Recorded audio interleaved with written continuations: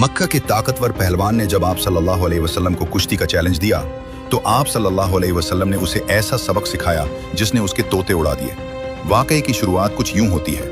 जब रुकाना बिन अब्द यजीद कुरैश का एक ऐसा नामवर पहलवान था जिसकी ताकत की मिसालें पूरे अरब में दी जाती थी। कहा जाता था कि उसकी कमर कभी जमीन से नहीं लगी थी। एक दिन नबी करीम सल्लल्लाहु अलैहि वसल्लम की मुलाकात मक्का की किसी घाटी में रुकाना से हुई।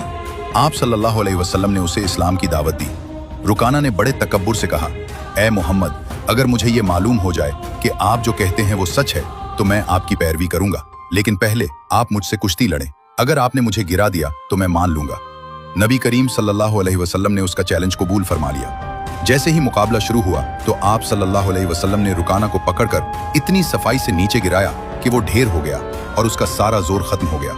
रुकाना हक्का बक्का रह गया।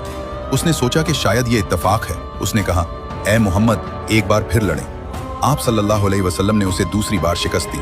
फिर उसकी दरखास्त पर तीसरी बार भी उसे जमीन पर गिरा दिया।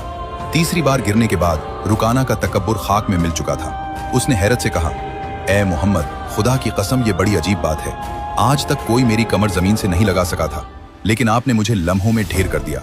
कुछ रिवायात में आता है कि इसी मौके पर आप सल्लल्लाहु अलैहि वसल्लम ने उसे एक दरख्त को पुकार कर दिखाया जो अपनी जड़ों समेत चलकर आप सल्लल्लाहु अलैहि वसल्लम के पास आया और फिर आपके हुक्म पर वापस चला गया। रुकाना ये सब देखकर दहल तो गया, लेकिन उस वक्त उसने उसे जादू समझा और ईमान न लाया, बल्कि वो बाद में फतह मक्का के मौके पर सद के दिल से इस्लाम लाया।